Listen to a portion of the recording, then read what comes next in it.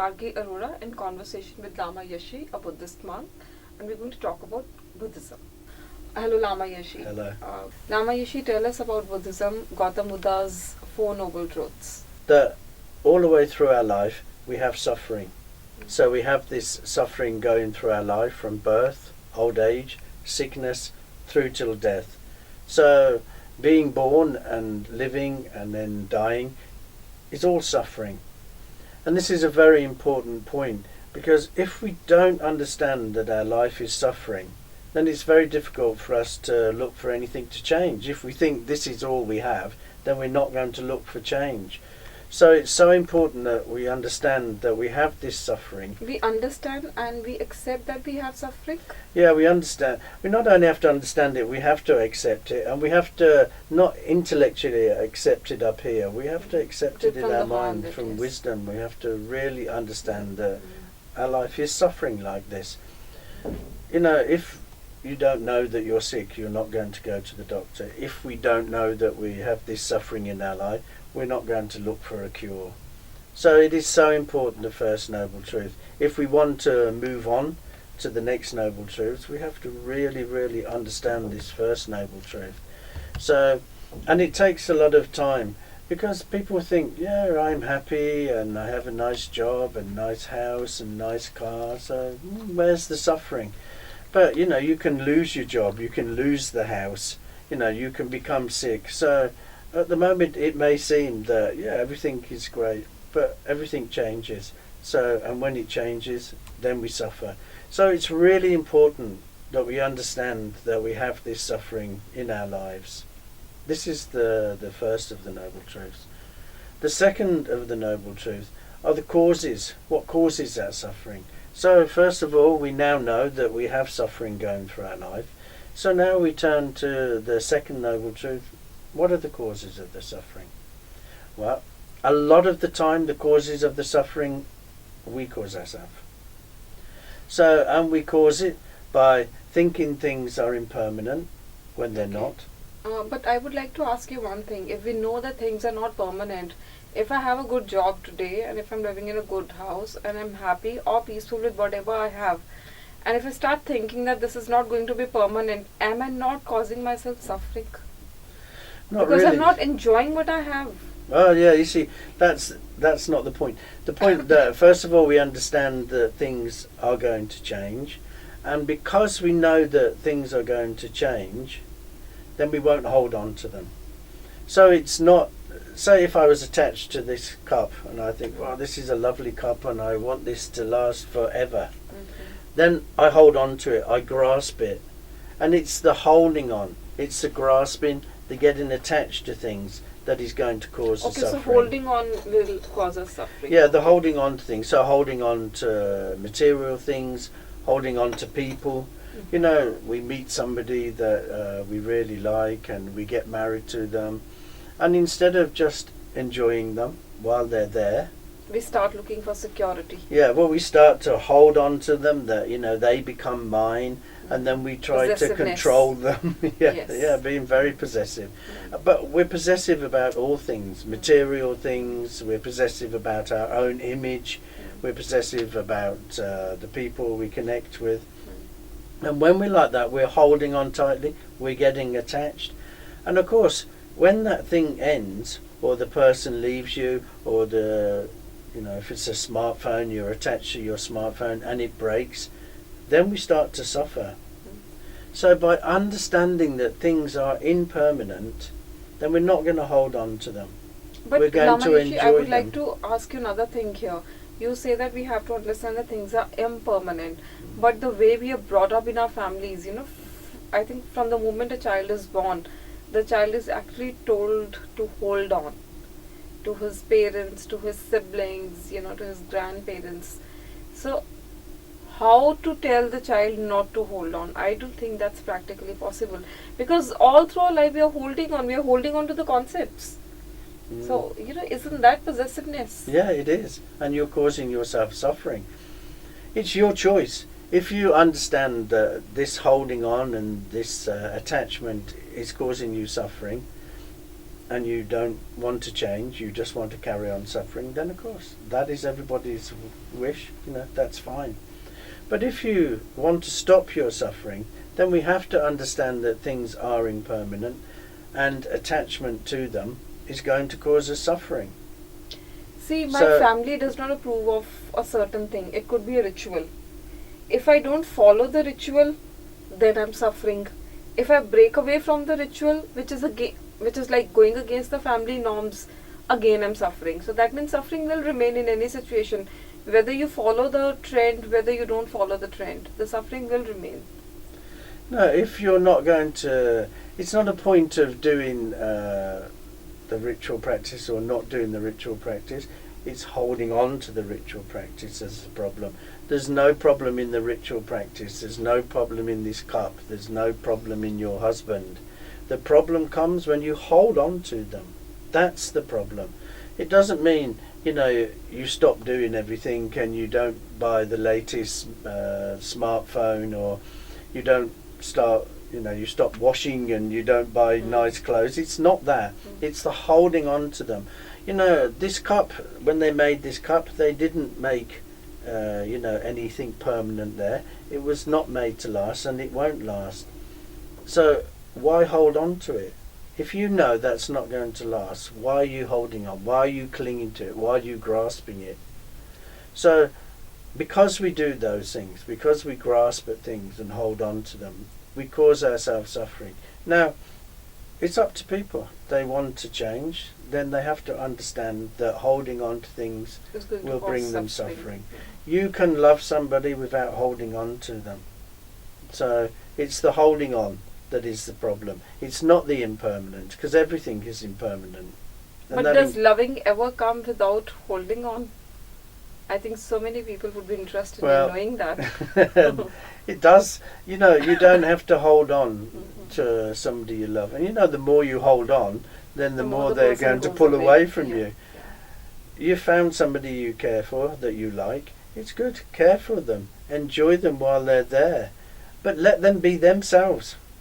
Because once we start holding on, then we start to try to control. Then we start to try to mould them into something that we want them to be. Tell me one thing, something that I've experienced as a teacher also. These youngsters, when they start having these attractions and, they feel okay, they're getting attracted to someone and it's a Mr. or Miss Right for them, they immediately want to hold on. But where does this holding or this insecurity come from? Why can't they just, I think we all go through this process. We immediately want to grasp that thing or that object. Why? Yeah, I don't think it's just the young. I think, older people also grasp onto things. So, yeah, it's just the way we've been brought up in society. But, when I say these things, I'm not wanting to change the whole of society, but I'm just telling you that everything out there is impermanent, and because when we hold on to things, because they're impermanent, we're going to suffer. It's up to everybody else if they want to follow that. And that's why I'm saying to you, the first noble truth is so important, that if we fully understand that we are suffering, then we're going to look for the causes. And one of the causes is impermanence and attachment. So if we really understand we're suffering and we want to stop the suffering, then we have to let go of that attachment. So letting go is going to put an end to the suffering. Yeah, if we're not attached to something, if we, like you were saying, your job, and you would be depressed if you thought the job would end. Well, the job will end. No. Sometime or another. Yeah. My job will end, my life will end. Everything ends. So we have to understand that. So that's one part of what's causing us to suffer. The impermanence and getting attached to things are really big things that are causing us to suffer.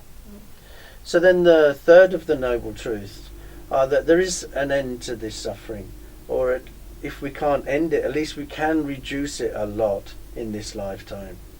So, and this is the good news. So the first two noble truths are really the bad news, that we are suffering, and these are the causes of suffering.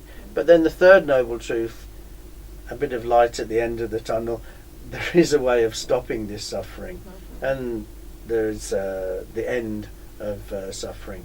And the way to do that is the fourth noble truth, So the Fourth Noble Truth is talking about the Eightfold Path.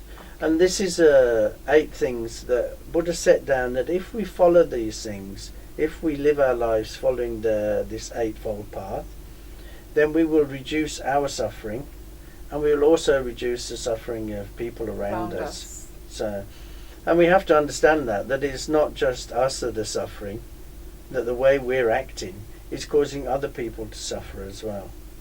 So the Eightfold Path, the first part of the Eightfold Path, is right view. So again, we're going back to the courses. The right view is that we have to understand that everything is impermanent. That's one part of right view. Another part of right view is we have to understand that life is suffering. And yet another part of it is that cause and effect. Whatever we do, there's going to be an effect. We do something, there will be consequences for that action. So whatever we do, there's going to be some consequence. So of course, if we're going to do bad actions, then of course we can expect bad consequences.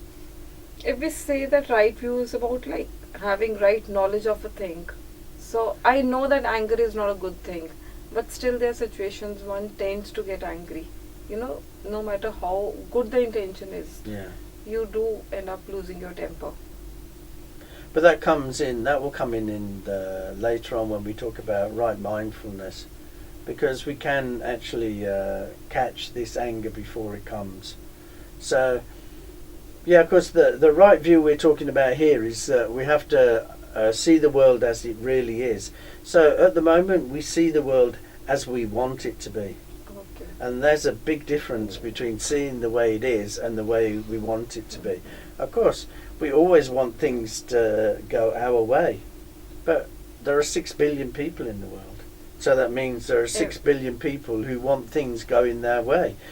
Not possible. It's not possible. Yeah. So then the right view is just seeing the way the world really is. So seeing that things are impermanent, seeing that attachment causes suffering, seeing that there is suffering in our life, and seeing that cause and effect. If we do something, there's going to be consequences. So obviously the better our actions, then the better the consequences. And the bad actions, then they're going to be bad consequences. So this is how we should see the world. We should view the world through this viewpoint and not through our selfish worldview. The second part of the Eightfold Path is right intention.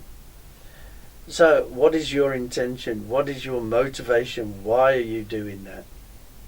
So we have to see what our actions are going to be. Now, actions of body, actions of speech, actions of mind. So we have to see what are our intentions. Before I speak, are these words going to be kind? Or am I saying them to hurt somebody? So is my intention to hurt somebody? So if my intention is to hurt somebody, then best not. Pull away. But sometimes it also happens. I may say something to you with good intentions, but still you may get hurt. So that also depends on your perception. Yeah, of course. But I'm talking about your intention. If what you say and your intention was good, then you have no problem. If I misunderstand or if I'm oversensitive, then it's my that's problem. my problem. Yeah, Okay. Your intention to speak to me was good. Right. My actions was not so good. So then I would be the one that will suffer from that, because your intention is good. You intended to say something helpful. Yeah. So this is how we should see things. So we should view through appropriate or inappropriate. So what I'm going to say is appropriate. So I'm not going to harm anybody. I'm going to try and help somebody. So that's appropriate action. Or my intention is inappropriate. I want to hurt somebody. Somebody said something to me. Now I'm going to say something back to them to make them hurt. That's inappropriate. So we have to look at our intentions and make sure that our intentions are correct. So the third part of the path is right speech. Okay. And this the is most very powerful. important. Yeah, it is the most powerful. Yeah. Because if you hit somebody, then it will hurt for a while, but then it will go away. But if you say Words. some cruel words to people or harsh words to people, it can stay a very long time. Deep impact. Yeah, it has a deep impact and it stays with you. So right speech is so important. We have to make sure that when we speak, it's out of kindness, compassion, caring and helpfulness, instead of saying harsh, horrible, bitter words. So we have to be careful of our speech, because like you say, it is really powerful and it can do a lot of damage. So we must think before we speak. And if in doubt, then say nothing. Sometimes complete silence is the best thing. Lama Yeshe read somewhere that you may regret your speech, but you will never regret your silence. But I don't think that's practically possible to be silent in all the situations. Sometimes you have to voice your opinion. And it may be a little firm opinion, but I think one has to do it. Yeah, but nobody's saying that we don't have to voice our opinions. We can voice our opinions, but we have to voice them from the right intention, and we have to make sure that what we say is appropriate, which means it's kind and caring. So, you can disagree with me, but you can disagree in a polite way.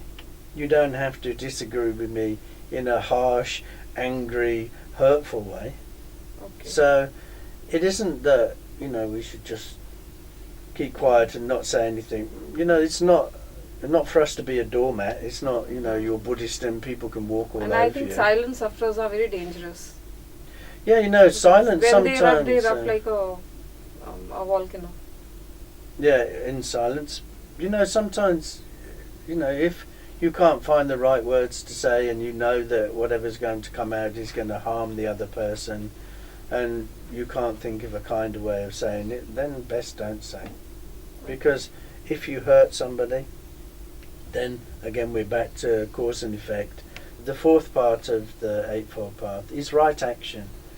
So this is actions of the body. So again, we have to be careful of our actions of the body, that we're not going to hit anybody, we're not going to steal from anybody, we're not going to harm anybody with our bodies. So we have to be very careful of that as well. So, we've covered our right intention, our mind. So then the next one of the Eightfold Path is right livelihood. So this is the career, your job that you do. So again, we have to look to see, is my career, is it harming somebody or is it helping somebody? If it's harming somebody, then really it's not the right career. And harming somebody, I don't just mean like killing them, but also being deceitful, being dishonest. Your job is stealing from people, something like that. Or you're making drugs that are killing people. Generating income which you can't disclose. So then we have to ensure that the right livelihood is correct, our job. So whatever job you choose to do, ensure that you're not harming anybody. Even if you can't help them, make Don't sure you're harm not them. harm them, yeah. So that's important. So then the next part is right effort. Now, we have to put effort in to this path.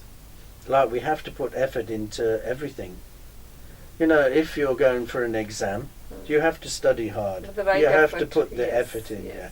So again, on the right, this path, we have to make sure we put the effort into making sure our view is correct. Like I always like to tell my students, when they're memorizing for their exams, it's also it's not just what they're studying, but how they're studying. How they're just structuring their time. Yeah. That's also very important. Yeah, it is. Yeah, you have to make sure that the effort is the correct effort. Maybe a burglar, a thief who breaks into your house, is also going to put in a lot of effort to make sure he doesn't get caught. But that's not right effort. The right effort has to be. But they're very mindful. They are extremely mindful, but again, extremely it's not the mindful. right mindfulness. It's hurting people. It's inappropriate. So if you look at everything along the path and everything in your life, if you can say everything I do is appropriate, then of course you'll never harm anybody. But if you say, oh well, these things are inappropriate, then of course you're going to harm somebody. But Lama Yeshe, so many times we come across people who are doing so many things, and they're not even conscious of it. It could be something as small as telling a lie or manipulating. but I don't know whether they're not conscious of it or they're in complete denial that they're indulging in this kind of behavior. So what would you say about them? Well, you know, we have to look at ourselves. We can't change. You know, if you had something wrong with you, you know, there's some actions that you do that are not appropriate, then you have to change them. I can't change them. But if I'm not conscious about it, if I don't, or let's say if I don't want to do it because I'm so comfortable doing it because it's probably making me have my own way. But then it's inappropriate. It's not appropriate. It's inappropriate according to you, or maybe according to somebody else. Yeah, but I'm happy doing it. But if you're happy deceiving people and hurting people, then okay, that's fine. But then you will suffer from that. Yeah, that's what I'm saying. That consequences will be there. Yeah, of course, the consequences are always there. You know, if there are people who like to deceive people and they're quite happy to sit back and deceive people, okay, they will, you know, pay the penalty for that. You know, the consequences will come to them in the end. It happens in the end. Something will happen, you know, cause and effect. It's not a law made by God, cause and effect. You know, you do something, there is a consequence. That's life. That's how life is. So, and it comes to the next one actually, the seventh part of the Eightfold Path, which is mindfulness. And you know, you were saying, if I just automatically do anything and I don't know I'm automatically doing it, then that's because you're not being mindful. So we have to be mindful of our actions, we have to be mindful of our thoughts, our feelings, our emotions, our body sensations, our environment. You know, we have to look at ourselves. We have to be like a passive observer, step back, look at ourselves. What am I putting out there? You know, you're a teacher. What are you putting out to your students? You know, am I putting out the right thing? So they can have a good life and they can have good morals and good ethics. So, but Lama Yeshe, what happens is sometimes, you know, we get into some habits, some kind of routines which is very tough to break. Like I know for myself that I love buying stationery, and though I know, you know, I have passively observed myself, now probably, you know, how I'm trying to change it or satisfy myself, I say, okay, now I'm not buying it for myself, but I'll gift it to someone else. And I know I'm not going to gift it. It's just that momentary thought I give to myself, okay, let me buy and I'll gift it to, but still it's lying with me only. So, I mean, how does one break from the habits? Yeah, it takes time and effort, and that's what we go back to the last part of the path, effort. You have to really put in the effort. You know, if you look at any teachings, nobody's going to say to you, oh, it's really easy, you can really change your life, it's so easy. It isn't. It is hard. You know, if you've lived for 30 years and 30 years you've done this, then you can't expect to overnight just change magic. it. Yeah, there's no magic. You know, in any of this, there is no magic. Yeah. You'll never find, and if you're just searching for magic, then you're wasting your time. It isn't there. We have to do it ourselves. We have to change ourselves. We have to want to change ourselves.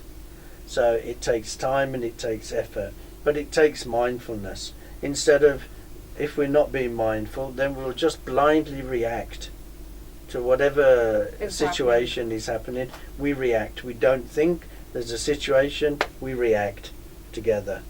But if we're being mindful, then there's a situation, then because we're being mindful, we give ourselves a gap. And instead of just reacting, we respond. Because in that gap, we see, is this action going to be appropriate? Is it going to be inappropriate? So if it's going to be inappropriate, we have that time to, well, not do it. If it's going to be appropriate, we say, yeah, I will do it. So then we respond and we don't blindly react. So we give ourselves this gap, and in that gap we have choice and we have growth, because the growth is we can change. So you know, many people say when they get angry, they say something and it comes out, and then they think, oh no, I wish I hadn't have said that.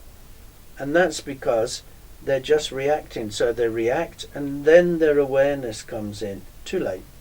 You've already said it. You can say, sorry, I'm sorry, I didn't mean it.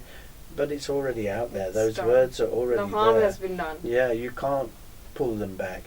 So instead of reacting and then your awareness. First we have awareness and then we respond.